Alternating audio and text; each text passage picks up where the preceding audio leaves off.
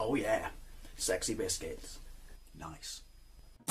Longboard Blues, 1975. A YouTuber's on the rise. Reviewing games late at night and sometimes friends. But Longboard Blues, 1975.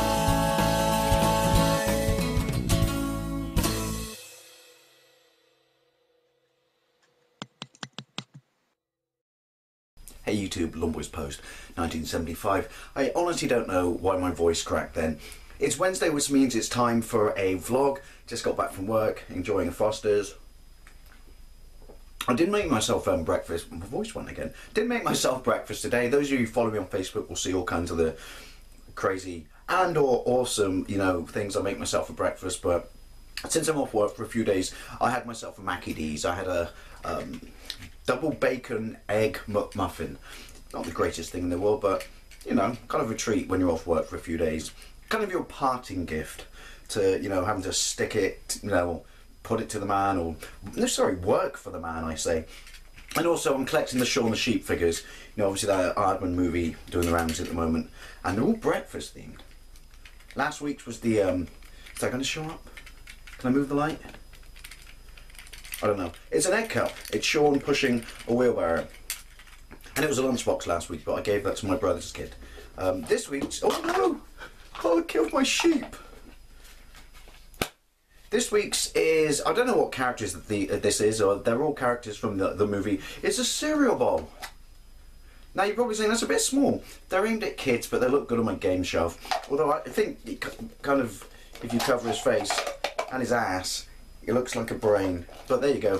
Just a little bit random information behind, sort the light out, Dave, thank you, behind why I didn't, you know, make breakfast today, which makes no sense whatsoever if you don't watch my Facebook. And also I'm wearing my Bristol Rovers shirt. Want to know why? Because as of last night, we're top of the conference. Come on, Gas, we can get back into the Football League. Do you have any idea how embarrassing it is to have to go into a newsagent and buy a newspaper called Non-League Weekly? It's shameful. Oh, and another random thing. Look, it's my new camera. Yes. So what camera is that, I hear you say? You're probably not even going to ask that, but I'm going to tell you anyway. That's the camera I thought was dead. It's not dead.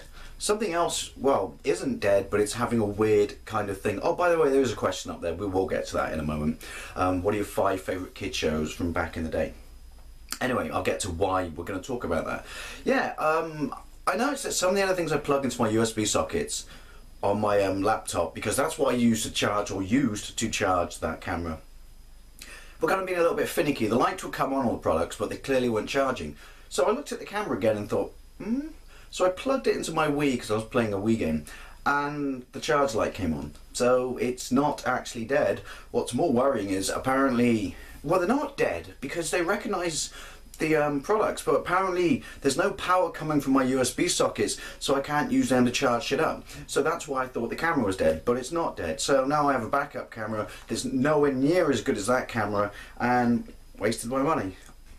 Touch wood. Don't die on me now, camera. But hey, you know, it doesn't hurt to have a backup camera.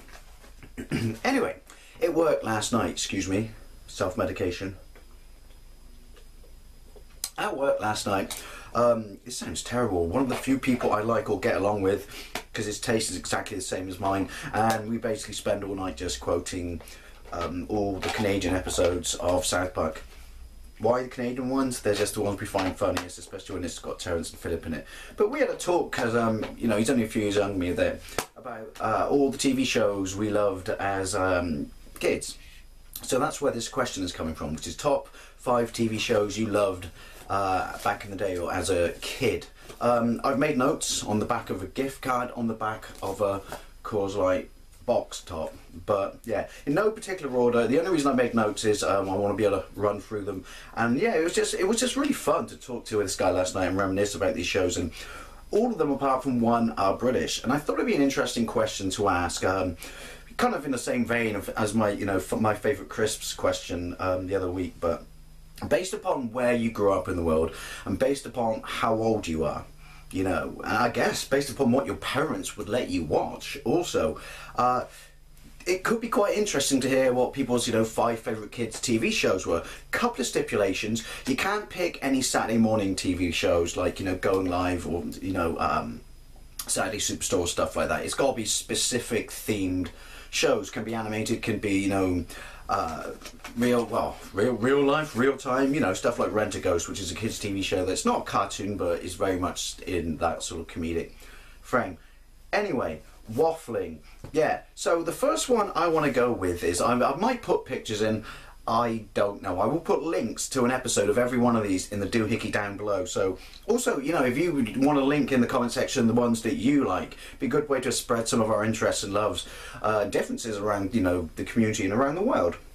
So the first one I want to go with is Ulysses 31. This was a very big deal when I was a kid. It was made in 1981. It was a joint project between a French animation studio and a Japanese animation studio, and basically it was an update of Greek mythology, but 31 referring to it being in the future. And was it an update of the journey of Odysseus, which is how you pronounce Ulysses in Latin? Don't hold me to that. 26 episodes. Basically it follows the same storyline, but yeah, it had absolutely wonderful animation looks, kind of mangry, which you would expect because it was a joint French and Japanese production. Massive starship goes off into space to explore the cosmos, land on a planet with a robotic Cyclops, accidentally kill it, paralyzes the entire crew, who remain as lifeless as stone. Just the daddy looks like a dead ringer from Macready from The Thing in 1981. His kid, the daughter or the sister, young sister of one of his shipmates, and well, you always had it in those shows back then, the little robot that was the kid's best mate, are the only people left on the ship, and they've been bumped out of the universe into another one, and all I was going to say flatmates, the crewmates will remain as lifeless as stone until they find the kingdom of Hades and the route back home. Absolutely wonderful, and I appreciate it more as an advert because I have it on DVD. As an adult, because it is basically a retelling of Greek mythology, but it's so accurate, even though it's set in a completely different sort of, vein with this, obviously capitalizing on things like Star Wars at the time and stuff like that, and Battlestar Galactica. It's space. It's brilliant. It's easily one of the greatest TV shows of my childhood. It was a really big talking point when I was at primary school. We used to rush home from school 3:30, watch it on. This was BBC, and then the next day we would just discuss that episode at school. There's some very dark elements when they go to the kingdom of Hades, and everyone there is obviously dead because they crossed the river Styx, and they can only walk towards you with their back towards you. It was dark and it was creepy, but it was a fantastic TV show. The next one is, all of them are British from now on, but I want to talk about the 1971 BBC version of Paddington Bear. Obviously Paddington Bear is a 1958 Michael Bond set of children's books that became super famous. He's a bear that's abandoned at Paddington Station. True story. If you go to Paddington Station, there's actually a Paddington Bear stand where you can buy merchandise, because obviously it's millions of books have been sold, and there's a brass statue of Paddington sat in a suitcase, because that's what he was abandoned with. His belongings were in the suitcase, and he liked marmalade sandwiches, so he was adopted by the Brown family, and he just basically had a natural penchant for getting into trouble. It's funny because he was just so polite and sincere. He only addressed people as Mr. Miss or Mrs. Very rarely used their name. He was just an innocent. And what was absolutely fantastic about the BBC One show was, has an animation, again, link in the doohickey, because there was another series that was animated, and there's obviously a movie right now, but this was the best, because Paddington Bear was like a furry stop motion bear. Everything else, the backgrounds were black and white and hand drawn, but the other characters were almost like cardboard cutouts, but I guess they stopped motion them with a number of different cardboard cutouts. It all makes sense if you watch the link in the doohickey, and I just remember as a kid being absolutely just loving this bear, wanting this bear to be my pet, come and live with me. Paddington Bear was absolutely awesome. Now, I'm pretty sure it's safe to say that if you're from my generation, because all these shows are basically from like 1981 to 1984, then you'll know what I'm talking about next, and that's Danger Mouse by Thames Television. Ran from 1981 to 1992. I've heard rumours that they're bringing it back. David Jason, Del Boy is and Frost was the voice of Danger Mouse, and what was his name? Terry Scott from Terry and June was the voice of Penfold. Ernest Penfold, his assistant, basically model on Bond. But it was interesting because even though they were like animals, they lived alongside us, and they were like in London underneath. Was it MI5? I can't remember. Yeah, they fought an evil guy called Baron Greenback, who was a toad, and his henchmen who were constantly trying to take over the world. He had a fucking amazing flying car. It had an absolutely amazing theme tune. It's also famous for creating the spin-off Count Dracula.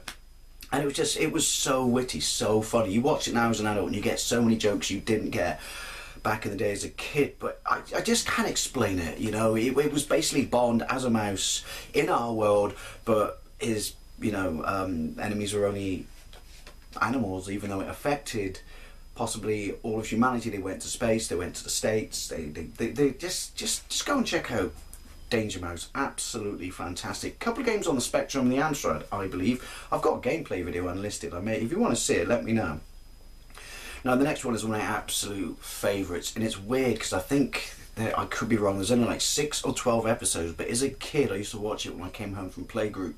I used to have Marmite soldiers my mum would make for me and my twin, and this was always on TV. Mr. Ben was very subtly animated in the sense that it was just a series of very crude movements or watercolour pictures that moved slightly into other watercolour pictures.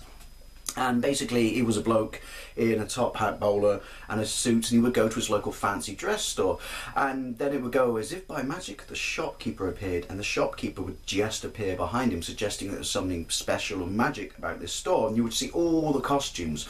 And the premise of the show was he would try on the costume in the changing room and then basically go to the world of that costume. If it was a knight, he'd go to, you know, like King Arthur. If it was a diving suit, he'd go to like under the sea. Space suit, he'd go to space. And it was just wonderful. And one of the things I always remember doing with my twin brothers, we'd shout at the TV, "Get the knight, Sue! Get the knight! I want to see the knight!" Oh, he didn't. And he'd go into the changing room, he'd just take his hat off like that and go like that. I don't know why I'm staggering my voice. And then the clothes would appear on him with like a funky sound effect. And then he would take out the exit room that was different, to the the entrance to the room. And he'd appear in this world and he'd solve a problem, fight a dragon, you know, help some locals. But he would always retain one memento that he got to take home to prove that it wasn't a dream and it was real. Mr. Ben. Rumours are that John Hannah's still trying to make a movie and owns the rights. Mr. Ben was absolutely fantastic. Final one, again, if you're British. And there's a video game of this, and that would be it was kind of a dark fantasy horror animated stop animation claymation thing. Vincent Price's voice was done for the intro. Had one of the greatest theme tunes ever. Only ran for 2 series. Absolutely just bizarre, Python-esque, but I remember the final episode being absolutely heartbreaking. And that's Trapdoor. Again, if you're British, I'm pretty sure you know what Trapdoor is.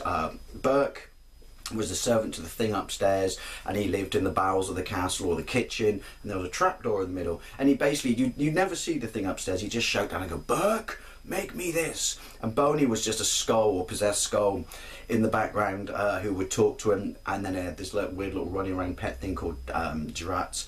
And they'd have to make these obscene things, and it was, like I said, it was claymation or plasticine, but there'd be like worms moving around and ooze and stuff, and they'd have to make these food and these things to send upstairs to the thing upstairs. But every episode, and you would never open the trapdoor, because whatever was beneath the bowels of the castle, all kinds of crazy insane creatures would live there, you know, potential threats. But what would happen is every now and then, or every episode I should say, one would get up through the trapdoor and just shenanigans would ensue. Absolutely wonderful. Just one of the greatest children's TV shows ever. Definitely, for once I'll say this, deserves a reboot or a remake or something, as long as it's in the original style, or possibly even, you know, an Aardman movie. Aardman could do this. But as I touched upon then, because I own the DVD of that and forgotten about it until I watched it, the final episode where he gets fired, it's got this really heartbreaking scene where he walks off into like the twilight with the moon up in the sky and the silhouette of the castle, and gives this monologue about how, as much as the guy upstairs was a bastard to him, now he's alone and he doesn't want to be alone. And so yeah, that's my 5 favourite ever kids TV shows from back in the day. I would love to know what yours are, you know, especially as I said it could earlier on, it could be interesting because based upon where you live and how old you are, it should be a whole different bunch of awesome stuff we can go and check out. As I said, I'll link all of these in the doohickey down below. Just want to really quickly say, I always get this wrong, 8 p.m. Eastern Standard Time and 1 a.m. UK time tonight is the Untitled Movie Show of the regular guys. What we're going to do the second part of our Batman retrospective when we go through the other movies, starting with Batman and Robin. Tomorrow will be Burhan and the Boy. I don't know, we're toying with changing the time slot so we can have Miguel from the Untitled Movie Show on, but I might have appointments on Friday, so we'll check that out. I'll let you know, but you know, ordinarily 8 p.m. EST, 1 a.m. UK time. It might actually be 3 a.m. UK time in reverse, do the maths back because I can't be bothered to count in my head.